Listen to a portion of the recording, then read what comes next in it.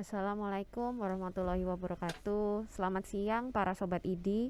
Bertemu kembali di acara TV ID Podcast Talk Show hari ini bersama saya sebagai host Dr. R.A. Daninggar, spesialis penyakit dalam.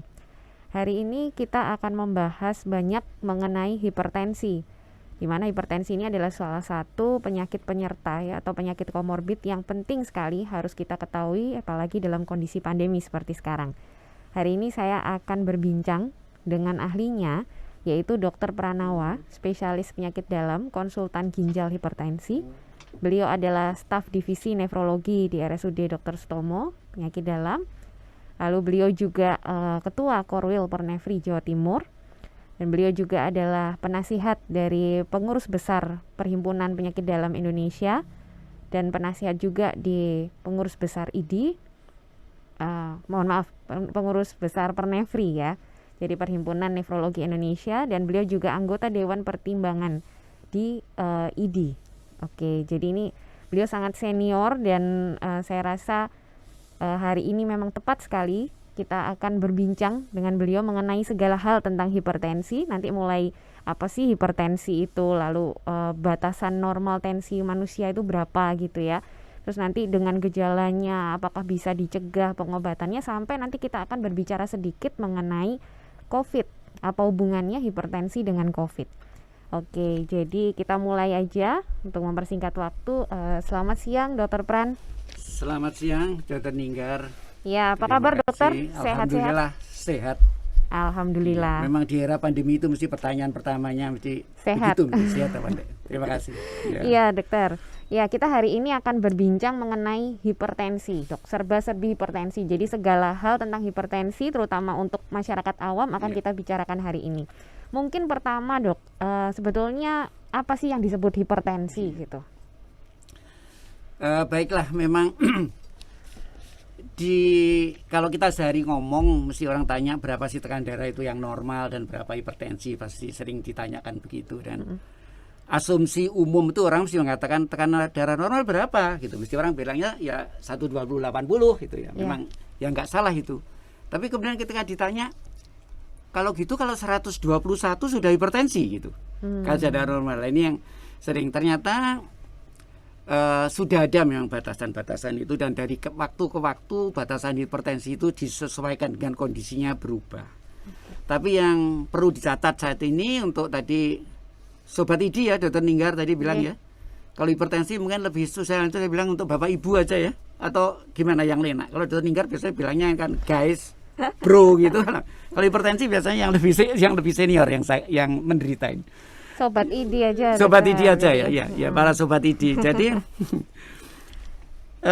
beberapa batasan yang ada pada umumnya yang disepakati di kata-kata hipertensi di Indonesia juga kita pakai. Kalau kita ukur tekanan darah itu mesti tanya itu yang atas berapa, yang bawah berapa itu. Kalau betul-betul milimeter Hg, tidak usahlah kita ngomong angkanya saja 140/90. 140/90. Walaupun ada yang mengatakan 130/80, bukan tanpa alasan itu, biar orang lebih waspada. Ada yang mengatakan kalau di atas 138 itu sudah disebut prahipertensi gitu. Tapi kalau di atas 140/90 itu pasti sudah orang itu menderita hipertensi. Nah, itu tadi dari batasan itu, apakah memang pada saat kita pertama kali periksa segitu langsung bisa didiagnosis hipertensi, atau butuh beberapa kali pemeriksaan, atau ada ketentuan tertentu, dokter? Betul sekali, sudah barang tentu. Kalau masuk ke tempat dokter, dokternya mencureng takut gitu ya, orang tekanan darahnya kalau diukur naik semua. Memang standarnya harusnya ya dia harus datang, tempatnya tenang, kira-kira istirahat 5 menit gitu baru diukur. Cara ukur pun ada, sambil duduk atau bagaimana gitu, ada enggak sambil berdiri, yang betul sambil duduk. 149, dan seyogianya diukurnya memang tidak 1 kali, 2 kali mestinya harus dirata-rata. Ya, jadi. Tapi sekarang ada yang lebih penting lagi ya, karena tadi itu yang saya katakan bahwa tekanan darah itu bisa naik turun sesuai keadaan, orang takut pasti naik. Ya. Memang secara diurnal ada variasinya. Paling tinggi itu pagi biasanya. Diurnal itu bahasa awamnya mungkin ada variasi, polanya ya, variasi dalam variasi harian gitu dalam ya, Dok? harian, betul. Itu ada yang memang yang pagi datang praktek dokter kan sore biasanya. Ya. Makanya yang sekarang ada yang lebih tepat lagi itu kita ukur di rumah anjurannya. Sekarang kan alat pengukur tekanan darah tidak harus yang susah pakai apa itu air rasa itu. Sekarang yang digital kan ada. Bahkan sekarang kita bisa yang lebih maju lagi, yang digital itu disambung dengan dokter di tempat praktek. Jadi nanti kita bisa laporan dokternya rutin. Nah itu dengan demikian pasien diajari untuk mengukur di rumah kalau bisa. Diukur pagi sore gitu. Mengukurnya tadi seperti katakan dalam pengukuran itu 2 kali selang 5 menit di rata-rata. Kalau dari beberapa kali pengukuran itu memang di atas 140-90 baru kita akan katakan hipertensi. Ya, tidak hanya sekali saja tidak gitu, satu kali ya, Dok. Iya. Soalnya kan tadi tuh kalau orang ke rumah sakit ketemu dokter takut tensi naik ya, Dok. Itu belum tentu sebetulnya hipertensi ya, Sobat ID ya. Jadi memang ada caranya gitu. Oke, kalau jadi ada gini. Jadi yang betul-betul hipertensi itu di tempat dokternya tinggi, di rumah diukur ya tetap di atas 140-90. Ya. Pasti hipertensi itu. Kalau di tempat dokter tinggi, di rumah selalu normal itu karena takut tadi. itu disebut istilah kedokterannya hipertensi karena takut yang baju putih. Dokter biasanya baju putih. Kita kebetulan ini merah hijau ya. Takut makanya baju jangan putih. pakai putih dong, biar nggak takut. Biar nggak takut ya. White coat hypertension. Ya. Tapi juga ada yang hipertensi kalau di rumah. Kalau di rumah sakit malah enggak? Hypertension ya di rumah. Itu takut istrinya atau gimana enggak tahu saya. Iya. Jadi intinya untuk mendiagnosis hipertensi itu harus konsisten hasilnya, Dok ya. Konsisten, lalu rata-ratanya juga tadi sesuai di atas normal, baru kita benar mendiagnosis itu hipertensi. Orang itu hipertensi. Betul, gitu ya. Karena betul. memang banyak sebetulnya ya, Dok, faktor yang mempengaruhi tensi. Mungkin bisa sedikit, Dok. Apa aja sih faktor yang mempengaruhi tekanan darah kita? Begini, ada beberapa faktor ya. Yang saya katakan mendadak itu ada faktor yang sesaat ya, orang terkejut itu hipertensi, sedang emosi itu naik dan sebagainya, ketidur. Tapi mungkin yang perlu kita diskusikan di sini mungkin faktor risiko apa yang menyebabkan seseorang itu kok ada hipertensi, ada yang mudah ndak dalam keluarga hipertensi mungkin itu ya. Jadi mungkin sakitnya ya, Dok ya, bukan hanya kenaikan. Kalau yang sesaat tadi itu pengaruh lingkungan jelas berpengaruh. Habis terkejut, habis makan sesuatu atau emosi dan sebagainya, habis lari pasti naik, mau ujian pasti naik tekanan darahnya. Tapi kalau yang penyakit tadi memang juga ada, misalkan orang yang keluarganya hipertensi itu dia berisiko hipertensi. Orang yang tekanan darahnya orang yang berat badannya tinggi, berat badannya gemuk itu juga akan berisiko hipertensi. Orang-orang dengan penyakit tertentu misalkan diabetes itu berisiko untuk hipertensi. Jadi ada juga penyakit-penyakit, orang sakit ginjal itu juga akan mudah hipertensi. Jadi memang ada faktor lain yang juga mempermudah orang itu untuk jadi hipertensi tadi itu. Ya, jadi bukan sedikit-sedikit itu, oh ini hipertensi, ini enggak. Itu bukan ya, Dok ya. Jadi hipertensi ini adalah suatu penyakit sebetulnya ya, dan tadi dipengaruhi oleh faktor-faktor resiko tertentu. Jadi bukan hanya lingkungan sesaat, emosi dan lain-lain, itu belum tentu hipertensi yang sesungguhnya. Maksudnya belum tentu penyakit ya, Dok ya. Itu respon normal dari manusia. Mungkin kalau kita bicara berapa banyak sih sebetulnya, Dok, orang yang menderita hipertensi nih, entah di dunia ataupun di Indonesia? Gitu. Sebetulnya dulu dikira hipertensi itu sakitnya orang yang high society. Ya, society itu di kita. Ternyata enggak. Siapapun bisa hipertensi. Jadi siapapun hipertensi. Dan hipertensi menurut angka internasional itu bergerak dari tahun 2010 itu bergerak mulai angkanya, kalau saya sebut persen itu meningkat dari 20%, 25%. Sekarang itu rata-rata di dunia itu 30%. Kita sendiri pernah survei dari data Riskesdas kita itu ya 30 sekian persen. Cukup jadi banyak. Kalau 10 orang itu orang dewasa ya. Itu yang 3 akan hipertensi. 3 akan menderita hipertensi orang tersebut kalau kita periksa. Ya. Ya, dengan peningkatan ini apa tadi terkait dengan faktor resiko yang tadi dokter sempat sampaikan ya dok ya, dengan pola hidup Ya, atau pola apa? hidup yang segaya sekarang ya, makan kita junk food, makan yang berlemak, makan yang garamnya terlalu tinggi, kurang olahraga, yang gemuk dan sebagainya, itu akan mempermudah terjadinya hipertensi. Bahkan sekarang cenderung usianya Makin muda, makin dok, muda, ya? makin muda. Nah, kalau bicara hipertensi tadi, faktor resiko yang banyak tadi, nah itu apakah memang penyebab hipertensi itu adalah penyakit-penyakit tadi atau sebetulnya ada penyebab lain, dok? Itu yang susah dijawab memang. Kita sendiri tidak tahu sebenarnya sebab hipertensi. Makanya saya katakan tadi itu faktor risiko. Ya. Orang yang demikian tadi, keluarganya ada hipertensi, yang kemudian akan mudah hipertensi. Tapi juga ada yang enggak. Yang kadang ada faktor turunan tadi, itu ada yang enggak. Jadi sebetulnya sebabnya apa sih? Sebetulnya nggak ada yang tahu. Sebabnya nggak tahu. Justru yang terjadi pada orang-orang muda itu, itu yang hipertensinya bisa diketahui. Kalau di hipertensi pada orang yang usia lanjut itu yang disebut, istilah mediknya benign essential hipertensi ya. Essential hipertensi itu hipertensi yang kita tidak tahu sebabnya. Hipertensi esensial namanya ya dok ya? Iya, kita tidak tahu sebabnya apa. Kalau yang muda-muda di bawah umur 30, itu yang sebetulnya kalau ada hipertensi perlu kita cari sebabnya. Biasanya ada sebabnya. Gitu. Tapi kalau yang orang tua tadi nggak ada sebabnya. Sehingga kita pengobatannya ya diobati hipertensinya. Kalau yang tahu penyebabnya ya dok ya? Kalau yang muda diobati penyebabnya. Kalau yang usia tadi ya diobati hipertensinya. Sehingga istilahnya itu bukan istilah karena ini, bukan istilah sembuh kalau tidak tahu sebabnya, tapi istilahnya terkendali. Ini yang perlu dicatat betul, Pak. Kan darahnya Bapak sembuh, enggak, terkendali. Dan itu orang bisa hidup normal dengan terkendali itu. Ya. Tapi kalau ada sebabnya, sebetulnya kita kalau obati sebabnya dia bisa sembuh. Jauh lebih bagus. Pada anak-anak itu kadang-kadang ada sebabnya, itu bisa dicari. Walaupun jumlahnya pada anak-anak tidak banyak ya. Tidak seperti 30% pada dewasa tadi. Jadi survei nasional kita 30%, di dunia juga 30%. Tapi anak-anak sedikit itu yang ada sebabnya. Tapi secara prevalensi lebih banyak yang kita nggak tahu sebabnya tadi ya dok. Betul sekali. Yang esensial tadi. Betul sekali. Majority itu, sebagian besar itu. Ya, jadi makanya sebenarnya justru yang lebih banyak itu adalah pengendalian dari hipertensinya ini ya. Benar kalau sekali. Tidak ada penyebabnya. Ya ini Sobat ID mungkin harus tahu ya. Jadi penyebab hipertensi itu ternyata sebagian besar itu memang nggak ketahuan penyebabnya gitu ya dok. Tiba-tiba gitu hipertensi dengan faktor-faktor resiko tadi. Mungkin ada faktor turunan juga bisa ya dok. Genetik tadi itu yang saya katanya, saudaranya hipertensi akan lebih berisiko atau ayah ibunya. Cuma nggak bisa dihitung kalau ayahnya berapa anaknya. Anaknya 4, ayahnya ibunya enggak, pas separuh-separuh nggak bisa dihitung.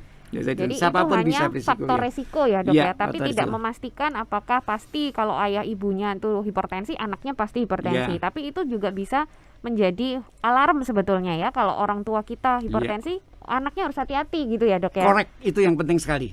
Jadi preventionnya di situ. Jadi kalau itu ada faktor risiko tadi, bapak ibunya hipertensi ya sejak awal jangan makan asin-asin. Sejak awal berolahraga lah. Sejak awal jangan gemuk. Itu upaya-upaya betul-betul pencegahan primer supaya tidak hipertensi sebelum orang itu hipertensi. Kalau tahu bapak saya gitu ya. Itu kita harus berusaha untuk mencegahnya. Jadi faktor resiko itu justru buat kita adalah cara untuk pencegahan sebetulnya ya Sobat ID ya. Karena ternyata lebih banyak yang tidak diketahui penyebabnya. Jadi lebih baik kita mencegah ya dok ya. Pasti pencegahan lebih baik, termasuk pandemi ini. Mencegah COVID lebih baik daripada ngobati COVID. Betul. Oke dok, sekarang kalau bicara gejala nih dok, kan hipertensi ini sering dibilang silent killer gitu ya dok. Jadi banyak orang itu nggak tahu gejala, nggak ada gejala, tiba-tiba kena stroke gitu, tiba-tiba kena serangan jantung. Nah, apakah memang betul penyakit ini nggak bergejala dok? Itu yang membuat kadang-kadang orang, saya ini nggak apa-apa loh dok, kok tiba-tiba dikatakan ginjal saya rusak kadang-kadang.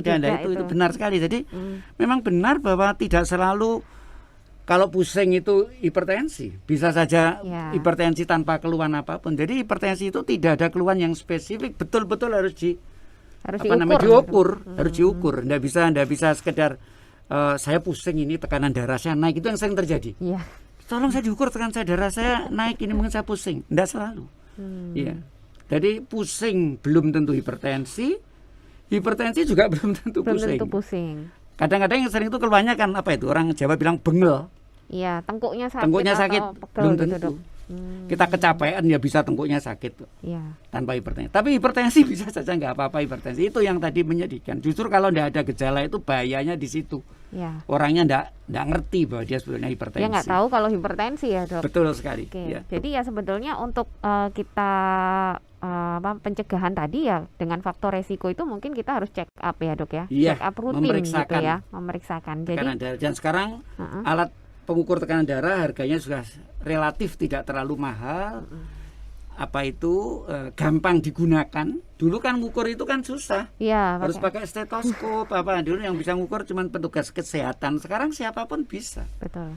mengukur tekanan darah itu. Jadi awareness-nya diharapkan lebih baik. Ya. Nah, itu apakah ada waktu yang paling baik, Dok, untuk check up seperti itu? Seandainya nih nggak ada faktor resiko, apakah faktor umur berapa sih kita harus mulai rutin nih periksa tekanan darah sendiri? Ya, sebetulnya enggak ada batasan betul ya. Tapi kalau di atas 40 dianggap bukan yang usia muda tadi loh ya. Ya. Yang esensial, hipertensi esensial tadi, kalau orang sudah di atas 40 pasti harus diukur. Tapi sebetulnya kapanpun orang datang ke sarana kesehatan itu tekanan darah itu harus diukur. Ya, sekarang selalu begitu ya, Dok ya. Standarnya begitu. Jadi pasti terscreening gitu ya. Itu karena bagian pemeriksaan rutin pada orang yang datang ke sarana-sarana kesehatan. Iya. Jadi dari situ sebenarnya kita bisa otomatis terscreening gitu ya. Oke, setelah gejala tadi penyebab udah ya, Dok. Nah, sekarang kalau kita melihat itu, apakah sebetulnya hipertensi ini berbahayanya tuh apa gitu, Dok? Iya. ini bagus sekali juga ini ya. Jadi orang sering bilang tadi itu kan saya nggak ada gejala kok. Ngapain nggak ada gejala diobatin? Ya. Ya itu kan gejala itu. Karena data mengatakan bahwa orang-orang hipertensi itu walaupun nggak ada gejala, kalau tekanan darahnya tidak terganggu, hipertensi itu akan merusak bagian-bagian tubuh penting kita. Saya ulang lagi, bagian tubuh penting. Ya. Jadi misal apa bagian tubuh penting itu misalnya bisa ganggu ginjal, bisa ganggu penglihatan, mata bisa terganggu, bisa ganggu jantung, bisa ganggu otak. Jadi kita sering, tetangga saya nggak apa-apa tiba-tiba stroke, gitu, atau serangan jantung, atau cuci darah yang menakutkan, atau nggak bisa lihat. Jadi nanti kalau kita ngomong tentang pengobatan nantinya, jadi kenapa harus diobati itu bukan karena untuk menghilangkan gejala, tapi ada sasaran tertentu adalah menghindari kerusakan supaya terjadi kerusakan tadi. Karena yang timbul gejala adalah akibat kerusakan tadi. Dan kalau sudah timbul gejala itu tidak bisa balik, itu loh. Jadi jangan ditunggu ada gejala yang akibat tadi baru kita berobat. Justru sebelum ada gejala kita harus sudah tadi itu periksa, kalau memang tinggi ya harus diobati. Harus diobati. Iya, kadang masyarakat itu kan kalau misalnya mau ngobati hipertensi gitu, Dok, itu biasanya kan ketakutan kalau wah ini berarti saya harus minum obat seumur hidup ini. Nah itu gimana, Dok, penjelasannya, Dok? Benar sekali ya. Masalahnya ya di masa itu tadi, hipertensi ini kita tidak tahu sebabnya. Hipertensi bukan penyakit seperti kena infeksi, diobati infeksinya sembuh. Karena ini akan terjadi penyakitnya seumur hidup, dengan sendirinya pengobatannya akan terus dilakukan dengan monitoring. Yang saya katakan pengobatan nanti kalau di situ tidak selalu obat loh ya. Ada pengaturan gaya hidup supaya tidak hipertensi ada. Jadi istilahnya pengelolaan baik obat maupun obat tadi benar harus dilakukan. Praktisnya seumur hidup, walaupun tetap kita monitor. Kalau tekanan darahnya bisa baik tanpa obat, cukup dengan lifestyle aja ya cukup lifestyle. Tapi tetap harus dimonitor terus, karena bisa tiba-tiba dia naik lagi. Ini penting, dan mungkin saya agak lompat sedikit ya, ini mungkin biar enggak kelupaan. Sering orang berpendapat kalau dimakan obat seumur hidup itu apa enggak merusak ginjal. Ini yang saya sebut, saya ahli ginjal, jadi saya harus tekankan bahwa yang merusak ginjal itu bukan obatnya. Yang merusak ginjal itu hipertensinya. Yang tadi ini, itu, Dok ya, komplikasinya tadi. Komplikasi ini yang harus dicamkan betul. Jadi yang konotasinya bukan kok merusak jantung, obat merusak. Karena orang mesti konotasinya wah obatnya banyak ini ginjalnya rusak nanti. Ya. Enggak, penyakitnya yang rusak ginjal. Ya, ya, Justru yang fatal tuh kadang-kadang karena sudah minum obat lama sebetulnya baik, karena dengerin yang sumber yang tidak benar terus ngatakan, oh jangan minum obat dokter itu racun. Itu yang di stop, itu yang bahaya di situ itu. Jadi obatnya harus diminum terus menerus. Malah kadang-kadang beralih dok obatnya ke obat-obat yang bukan dari dokter gitu Iya, loh. Iya.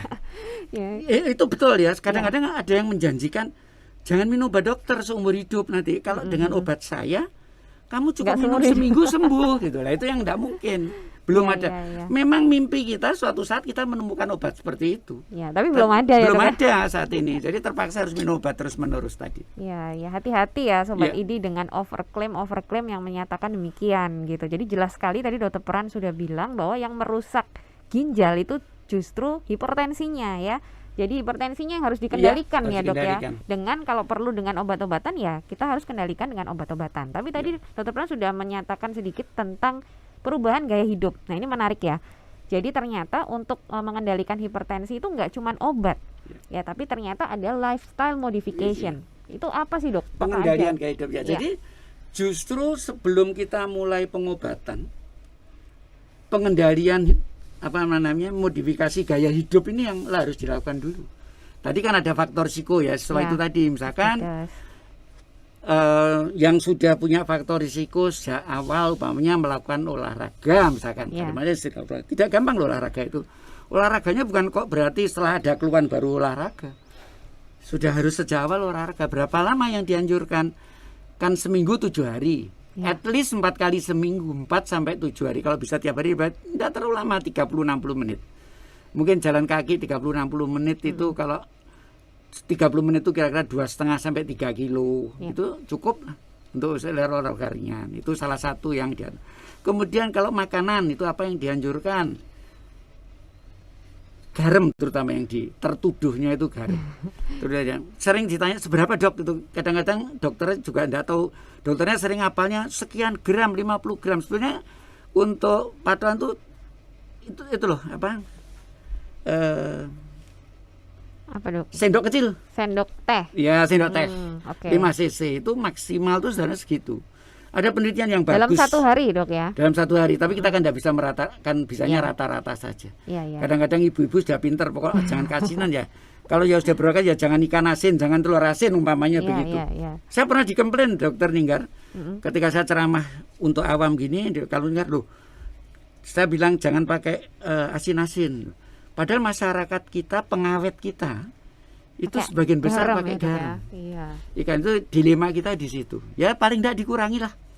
Kalau yang sudah ada bakat atau sudah hipertensi jangan makan asin itu. Jadi kita precaution saja. Tapi bahwa itu memang kenyataannya di masyarakat demikian ya kita mengingatkan saja jangan yang terlalu asin tadi. Jadi tadi siapa tadi yang sudah olahraga, tidak Garam. asin, jangan gemuk, Ya. jangan gemuk. Itu kembali ke olahraga juga kan Dok? Olahraga Sama, juga doakan dan itu sebelumnya. Jadi dietnya juga intinya ya. 2 itu ya. Dan Jangan dietnya. gemuk, hilangi stres. Oke.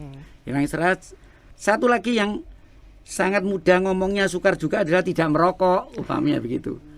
Terus jenis makanannya yang lebih baik yang sayur-sayur dan sebagainya. Dengan catatan lemaknya tidak yang lemak jenuh dan sebagainya itu kan. Biasanya mereka tanya yang mana ya, pokoknya kalau kelihatan berlemak-lemak itu ya hindari dah. Hindari, Gitu gitu aja ya, ya. Dok. Nah, kalau sebenarnya kalau penyedap itu gimana dok? Banyak yang bilang kalau hipertensi ini juga hati-hati nih kalau makan banyak yang micin, yang Itu karena mengandung garamnya. Itu kan apa ya? Sodium monoglutamat. sodium juga ya dok ya? Sodiumnya. Sodium natrium Sodium ya. natriumnya. Jadi Oke, oke.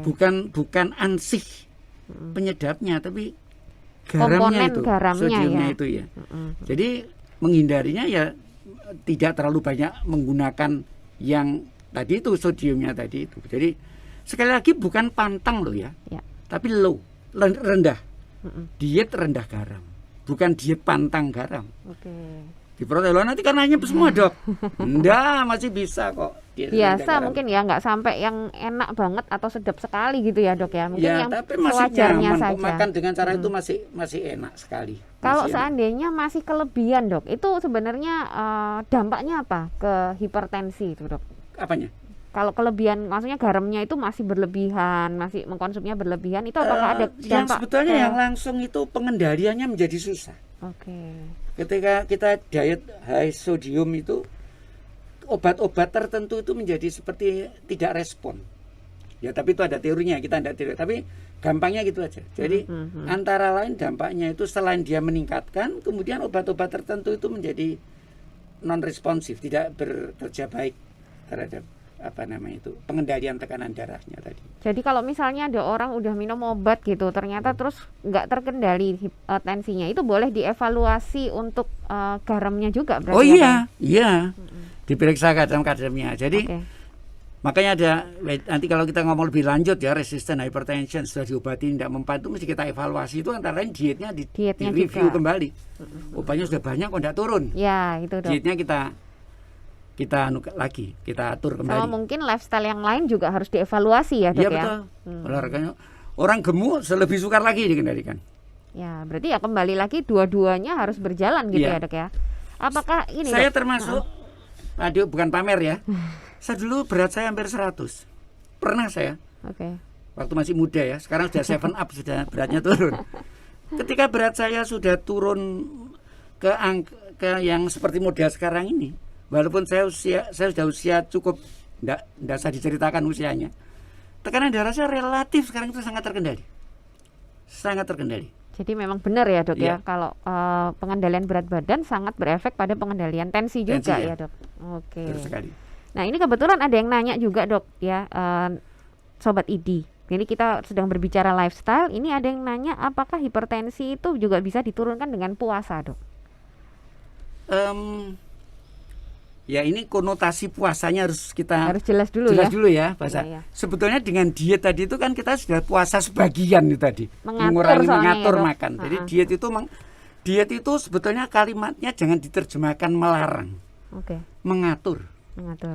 puasa. Kalau kita mengatakan puasa Ramadan, kata menganggap sebagai puasa, saya artikan puasa Ramadan, sudah jelas sekali di sana kita dalam Ramadan akan mengatur segalanya itu.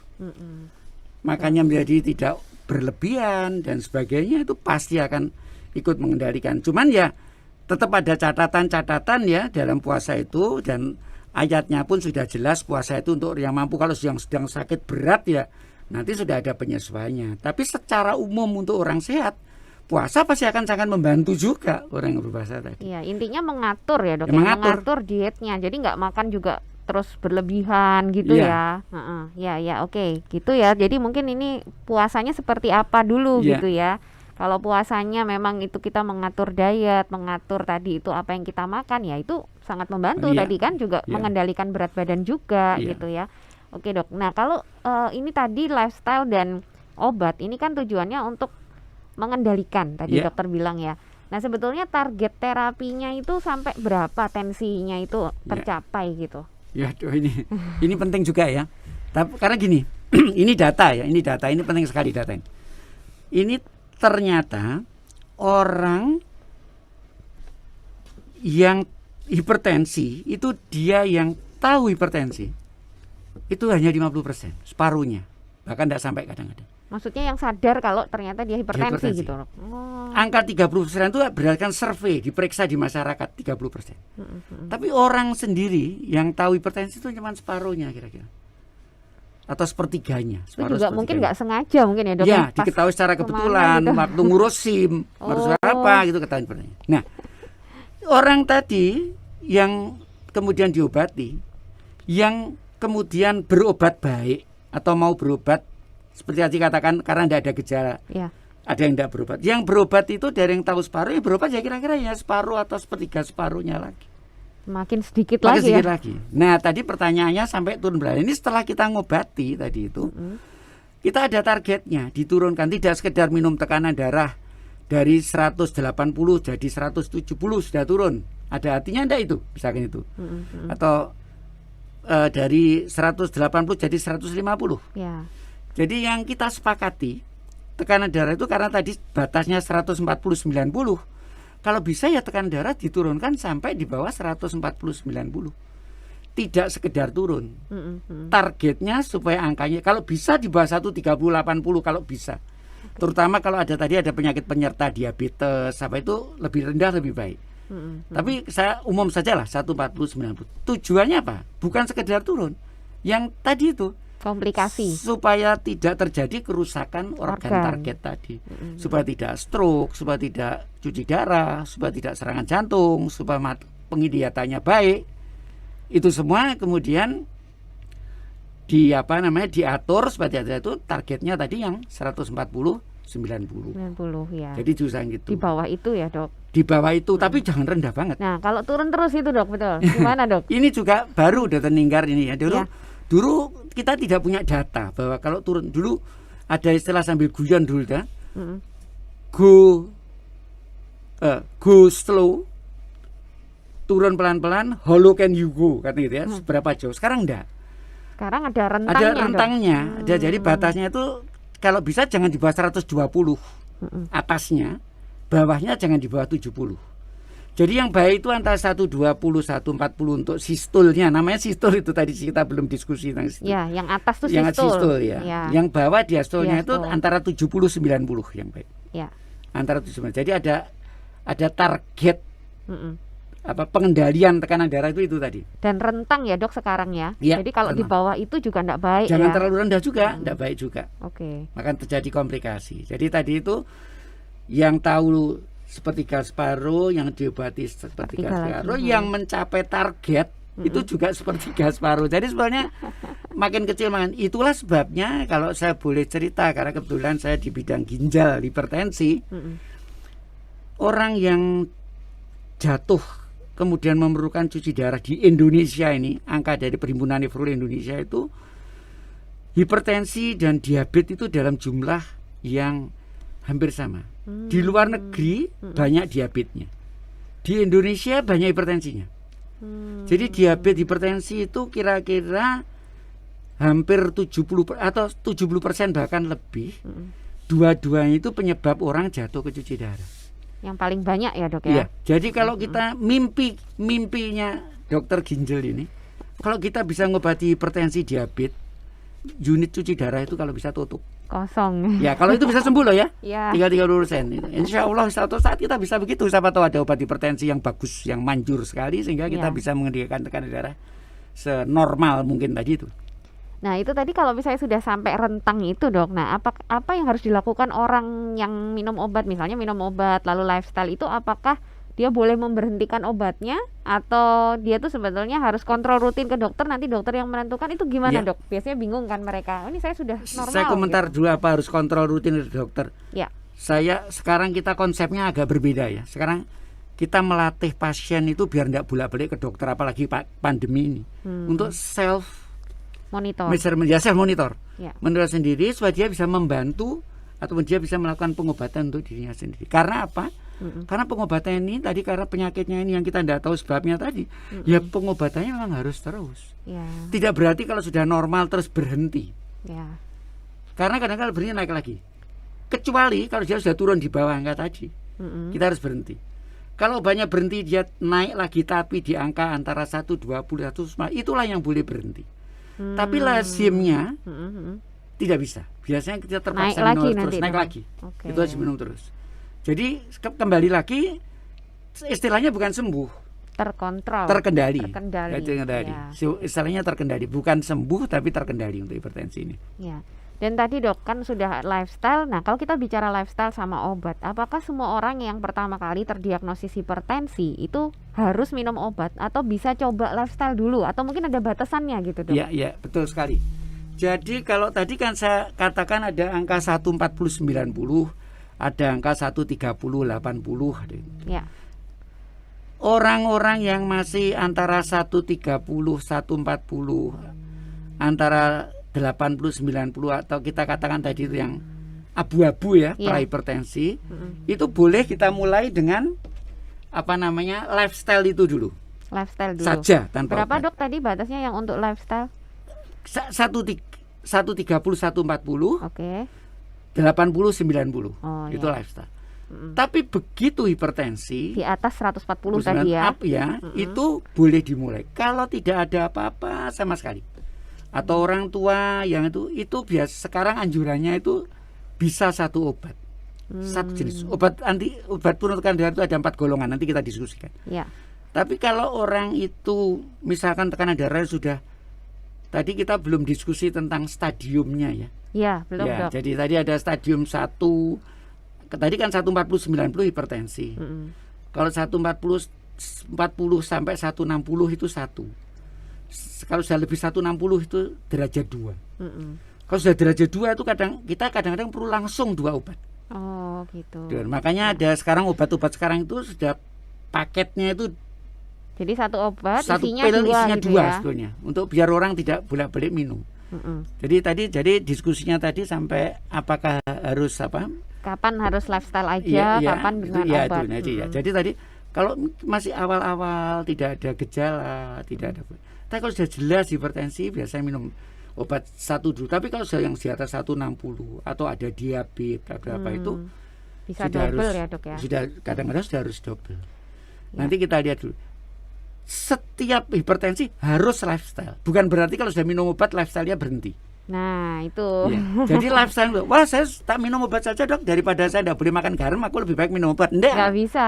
Jadi lifestyle-nya jalan, obatnya juga jalan. Iya, Obatnya jadi juga dua-duanya harus berjalan ya. Iya, Kayak tadi dua-duanya. kan Dokter Pran sebenarnya udah jelas banget. Meskipun kita minum obat, kalau tadi nggak ngontrol garam, ya akhirnya tensi juga nggak akan Susah dikendalikan. terkendali. Iya, terus berat badan juga ya dok ya. Iya. Dengan berat badan yang juga nggak diturunkan, nanti pengendalian tensi juga sulit juga. Iya betul. Ya, jadi lifestyle-nya juga harus, obatnya juga harus dijalankan. Ya.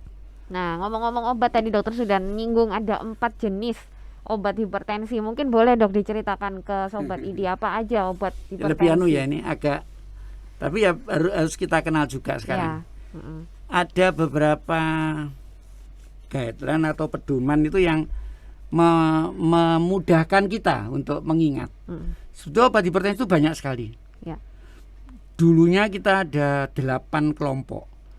Sebelum itu juga yang dulu-dulu juga ada, yang sekarang masih beredar. Tapi sekarang secara umum, di samping yang khusus ya untuk Sobat ID supaya mudah mengingatnya, ada 4 kelompok dan singkatannya itu lebih mudah ada terninggar. Disingkat A, B, C, dan D. Oke. A. Ya. A itu mungkin Sobat ID yang kebetulan ada keluarga hipertensi pernah dengar obat yang belakangnya pakai, obat generiknya pakai pril itu. Bahasa mediknya penghambat ACE. Itu singkatannya A. Ya. Penghambat ACE A. Dan obat yang belakangnya tan. Ya. Itu kelompok A. Bahasa mediknya ACE inhibitor penghambat ACE atau ARB, reseptor blocker angiotensin reseptor A. Itu kelompok A tadi. Ya. Obat kelompok A ini biasanya baik untuk orang hipertensi yang dengan diabetes. Anjuran untuk kelompok yang A tadi. Ya. Kelompok A, ACE ARB. Sedikit catatan juga, yang penghambat ACE itu kadang-kadang ada efek samping batuk pada orang yang tidak tahan. Jadi sahabat ID, kalau kebetulan ada saudaranya sakit hipertensi, minum obat kemudian batuk, mungkin dia tidak tahan terhadap obat itu, ada juga yang efek dari itu. A itu. Yang kedua obat golongan B. B itu bahasa mediknya beta blocker. Itu obat-obat yang mungkin sahabat ID kenal, yang belakangan pakai all. Bisoprolol, metoprolol dan sebagainya. Ya. Pakai all itu yang B. Yang C tadi, yang A tadi pril dan tan ya. Ya. Yang kedua all. Yang C itu singkatannya calcium channel blockers, memblok kalsium. Memblok kalsium. Itu obat yang belakangnya pakai pin. Ya. Yang sakit hipertensi pasti kenal yang golongan namanya amlodipin, nimodipin dan sebagainya. Pin, itu ada ya, pin pun itu golongan tadi. Yang D itu obat yang memudahkan orang berkemih. Ya. Diuretik. Jadi ada 4 kelompok obat A, B, C, D. kapan pakai A, B, C, D ini memang ada kekhususan masing-masing. Nanti bisa konsultasi dengan dokternya yang A, B, C, D itu. Tapi bisa dipilih mana saja. Dikombinasi 2 boleh, kalau perlu 3 boleh, kadang-kadang sampai 4 enggak apa-apa. Tidak merusak ginjal. Nah, itu penekanannya walaupun ya, Dok, ya. 4 dengan target tekanan darahnya tercapai di bawah 140/90 tadi. Ya kalau sebenarnya tekanan darah itu nggak tercapai, resikonya kan justru malah ginjalnya itu tadi Ginjalnya ya, kena, Dok, ya. itu yang jangan sampai kebalik. Ya. Ini gara-gara saya minum obatnya Dokter Pranowo terus sekarang ginjal saya rusak. Enggak, yang rusak itu hipertensinya, bukan obatnya. Bukan obatnya. Iya. Ya, betul. Ya, itu ya penekanannya ya. Jadi jangan sembarangan memberhentikan obat juga Iya, ya, Dok ya. betul Justru sekali. malah harus ditekan. Targetnya tadi di bawah 140. 90 Ya. ya. Nah, ini ada sobat ID yang juga kayaknya cerita nih, Dok. Jadi Iya. saya usia 42 tahun. Masih muda ya. Berat badan 92 kilo, Dok.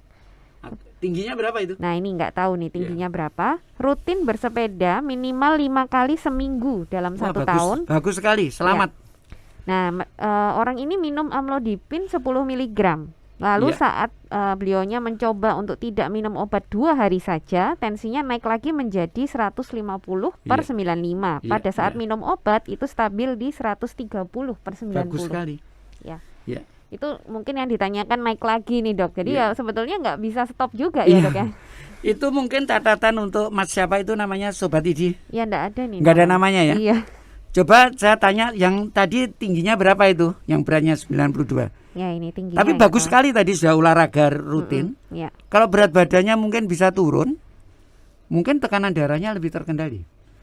Atau garamnya lebih dikurangi sehingga bisa, siapa tahu obatnya bisa lebih rendah. Tadi yang dipakai obat golongan PIN ya, amlodipin. 10 mg. Ya, golongan CCB istilahnya 10. Amlodipin memang bisa 5 mili, bisa 10 mili, itu bisa. Ada di puskesmas, ya. jadi mudah didapat. Sobat ini tadi yang disebutkan, amlodipin beberapa obat itu tuh kadang-kadang ada efek sampingnya, kadang-kadang kaki bengkak, jangan kaget, enggak usah takut. Yang golongan PIN ini Ya, ya, Pak? ya ada beberapa golongan PIN itu begitu efek sampingnya. Kalau dikurangi dosisnya atau dikombinasi dengan obat lain kadang-kadang hilang. Jadi Ya. jangan langsung kaget kalau ada itu. Saya sering dikeluh pasien. Ya. Gara-gara obat itu saya bengkak. Bukan, enggak apa-apa. Obatnya nanti dihentikan sementara, dikasih obat lain, dikombinasi obat lain, bengkaknya bisa hilang. Ya, jadi bukan berarti harus otomatis dihentikan begitu aja, enggak. Jadi Ya. dengan kombinasi apa. Kalau memang itu diperlukan seperti ini, hasilnya baik, kita teruskan. Ya. Bisa dikombinasi yang lain. Tapi pesan saya satu itu tadi. Pertama, tapi selamat ya, saya senang sekali itu. Ya. 42 sudah rajin olahraga. Mungkin lifestyle yang lain makanannya diatur, mudah-mudahan dengan demikian tekanan darahnya bisa turun. Tapi pesan saya, enggak usah takut minum obatnya. Enggak usah takut. Memang seperti kata tadi, kita walaupun masih umur 42 sampai kapan minum obat itu enggak apa-apa. Ya. Enggak usah takut. Takutlah malah kalau di stop ini naik nanti Jangan, malah itu malah itu komplikasinya kalau misalnya ya, di Dok, situ. ya. Iya, betul sekali. Ya, jadi ini Nggak usah, saya sudah usia saya sama kok obat saya minum obat itu. Bukan promosi loh ya. namanya Pak Mario ini ternyata, Oh, Dok. Pak Mario, Ya. selamat. Ya. Kalau sepeda berapa kilo itu sampai mana itu? Iya, ini berarti anjurannya tetap lanjutkan ya. Silakan, Obatnya olahraganya sambil bagus sekali tadi mereview ya. lagi Ya. lifestyle-nya ya, Dok ya. Ya, banyak saya menekankan lifestyle-nya coba lebih dikencengkan lifestyle modification-nya. Oke, mantap ya. Terus gini, Dok. Nah, ini kan sebenarnya tadi kita bicara penanganan hipertensi pada mungkin orang awam ya, yang Ya. kita belum pilah-pilah nih. Padahal kan sebetulnya orang awam itu ada lansia, lalu mungkin ada orang hamil ya, Ya. Dok. Terus tadi diabetes sudah disinggung sedikit ya. Sedikit, ya. Lalu ada juga yang dengan penyakit ginjal dan Ya. dengan penyakit jantung, Dok. Itu Ya, apakah ya. beda penanganannya? Tadi saya katakan kalau kita ngomong target dulu. Orang-orang yang dengan diabetes umpamanya targetnya harus lebih rendah. 130/90. 130. Ya. Oke. Kalau yang sakit ginjal ada yang mengatakan harus lebih rendah, ada yang mengatakan sama saja. Itu nanti kita lihat penelitiannya. Kita pedoman itu kan berdasar pada research kita. Ya. Nanti kalau researchnya mengatakan lebih rendah lebih baik ya kita rubah pedomannya itu. Jadi bergerak bukan kok berubah-ubah. Tergantung Hasil penelitian hasil ya, Dok? penelitiannya ya. Jadi sekarang yang kita sepakati kalau diabetes itu harus lebih rendah. Itu targetnya Ya. tadi terlebih dahulu. Kalau orang usia lanjut agak tinggi dikit. Targetnya malah lebih tinggi ya, Ya, Dok? kalau misalkan usianya sudah 80 gitu. Mungkin targetnya tidak 140, bisa 150. Tapi tetap harus diturunin. Ya. Tapi kalau 60 itu tetap masih 140. Jadi beda, tadi pertanyaan apa ada di target ada bedanya. Satu itu. Sama. Kemudian Pemilihan obat mungkin, pemilihan Dokter? obat demikian juga. Seperti saya katakan tadi, diabetes itu lebih baik yang kelompok A tadi. Ya. Mm. Orang usia lanjut sebetulnya yang baik yang C, yang CCB, apa itu. Yang tadi yang pin-pin tadi bagus juga untuk orang usia lanjut. Sebetulnya diuretik ya, tapi nanti kita ndak nyamannya itu kalau nanti bolak-balik kencing sudah tua, malam bolak-balik kencing nanti jatuh malah ya itu. iya, Jadi makanya benar. kita Ya, ya, walaupun ya. baik biasanya kita pilih yang CCB-nya. Hamil juga ada yang khusus. Kebetulan yang hamil itu bukan kelompok ABCD, ada kelompok di luar itu. Khusus untuk hamil. Biasanya nanti dokter kandungannya akan berkonsultasi dengan dokter penyakit dalam. Nanti akan dipilihkan obat apa yang cocok untuk Yang untuk hamil pasien-pasien ini ya, Dok, hamil ya. tadi. Jadi memang benar ada beberapa pilihan khusus ya. Kita tidak akan diskusikan sampai detail ya. Tapi kira-kira memang betul ada pilihan-pilihan obat mana yang lebih cocok untuk kelompok tertentu. Jadi ada targetnya, ada pilihan obatnya, itu kita bisa kita sesuaikan dengan kelompok kelompok pasien tadi. Ya, Kelompok pasien jadi tadi. berbeda di target dan juga pemilihan Pemilihannya mungkin pengobatan. ada yang lebih apa? Bukan tidak boleh loh ya. Ya, Tapi kita memilih mana yang lebih cocok gitu cocok ya, Dok? untuk itu, lebih melindungi untuk itu. Tapi kalau lifestyle-nya sama ya, Dok ya? Lifestyle-nya sama. Oke. Lifestyle-nya sama. Jadi lifestyle itu Lifestyle tetap sama. dilakukan semua Iya. gitu ya, Dok ya. Oke, mungkin tadi kita sudah bicara banyak banget mengenai hipertensi secara umum, Dok. Sekarang kita masuk agak khusus nih karena kita kan ada di era pandemi, mungkin juga banyak yang penasaran tentang hubungannya nih hipertensi dengan COVID, Dok. Ini Nah. lagi N ini ya. Iya, jadi ini Lagi N. topik yang memang orang itu masih penasaran Iya. baik dari tenaga medis maupun yang awam gitu, Iya, Dok. iya betul sekali. Nah, untuk hipertensi ini kan memang salah satu komorbid yang dinyatakan juga memberatkan ya, Dok ya, kalau Iya, terkena iya. COVID. Nah, itu bagaimana hubungannya, Dok? Ya. Ah, Jadi begini, dulu dikira karena pengobatan itu menyebabkan COVID-nya gampang masuk. Sebelumnya pada awal-awal dulu karena masuknya kalau kita ngomong lebih detail, mungkin kemarin di diskusi TVID diterangkan bagaimana kuman COVID masuk ke tubuh lewat enzim ACE2 dan sebagainya. Saya tidak akan ngomong detail. Tapi obat hipertensi yang tertentu tadi, yang golongan A tadi itu mekanisme bloknya itu di dekat situ. Sehingga waktu itu ada kekhawatiran jangan-jangan kalau orang minum obat ini akan mudah kena COVID. ya. Ternyata enggak. Jadi ketika dibandingkan yang minum apapun itu terkena COVID-nya sama saja. Tapi memang orang hipertensi ini memang karena sesuatu hal kondisi umumnya komorbid yang tidak begitu baik, memang menjadi berisiko dia termasuk berisiko. Tapi sebaliknya orang COVID yang tadi ada hipertensi itu juga berisiko komplikasinya akan lebih berat dibanding orang COVID yang nggak ada Nggak hipertensi. ada hipertensi. Jadi gitu. Ya. Jadi katanya mesti kita atur ini. Jadi orang COVID yang ada hipertensinya itu resiko terjadinya komplikasi lebih besar pada yang hipertensi. Tapi bukan obat hipertensi. Ya. Jadi obat hipertensinya tetap harus diminum. Kemarin saya tadi katakan ada kekhawatiran jangan-jangan karena mekanisme gitu apa orang Jawa itu bilang nanti itu sebabnya enggak. Enggak ya. Jadi obat tetap harus diminum.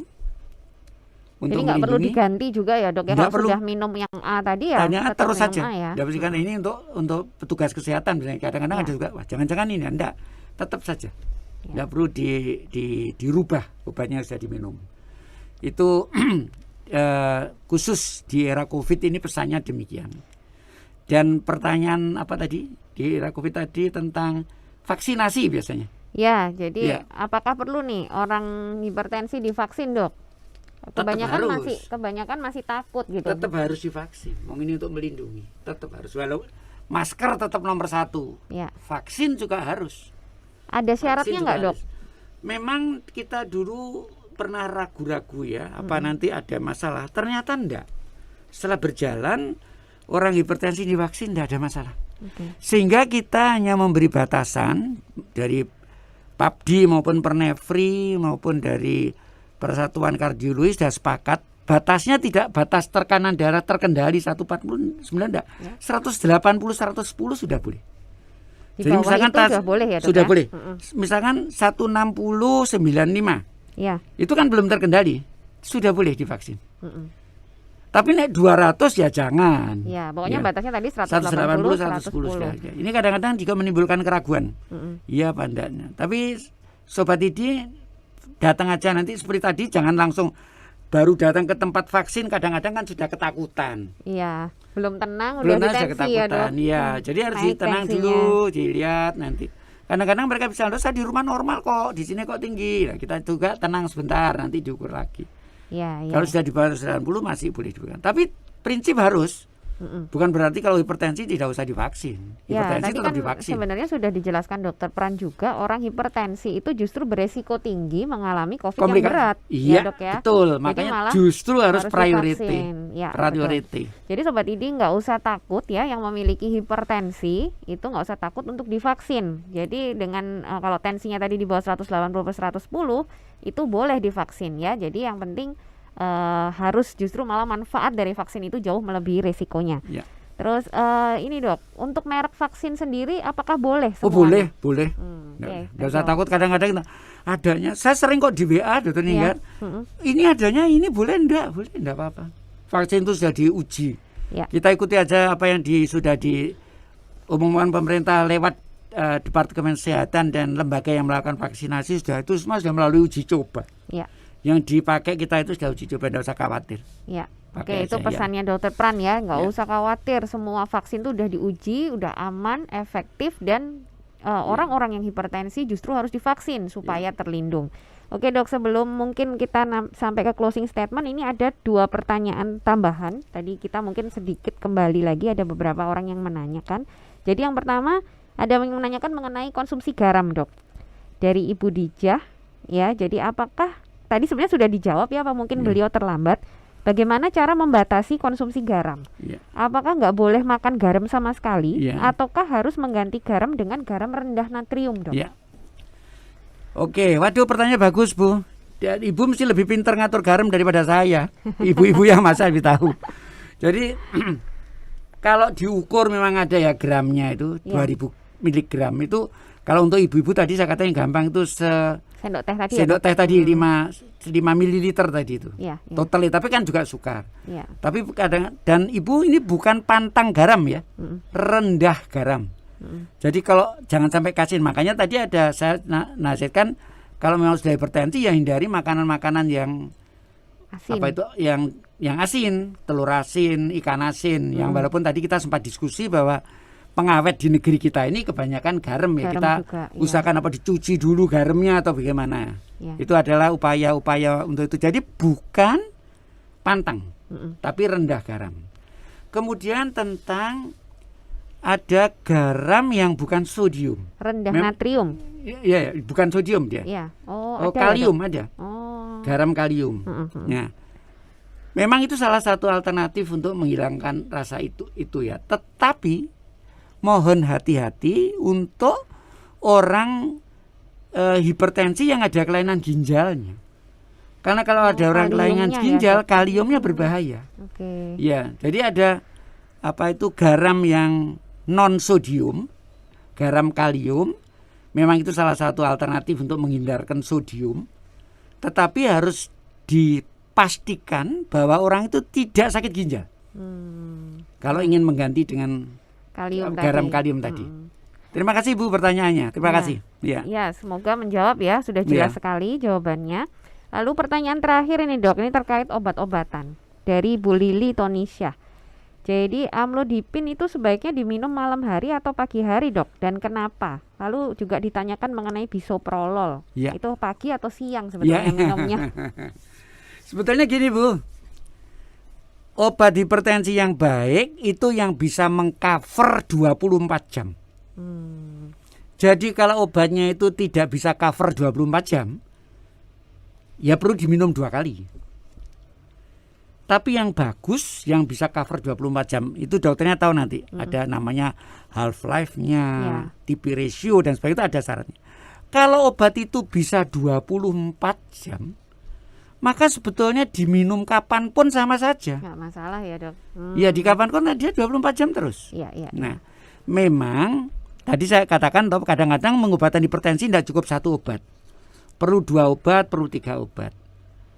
Nah, atau obatnya yang tidak bisa cover 24 jam. Nah, itu perlu diminum 2 kali. Kalau tidak bisa cover 24 jam.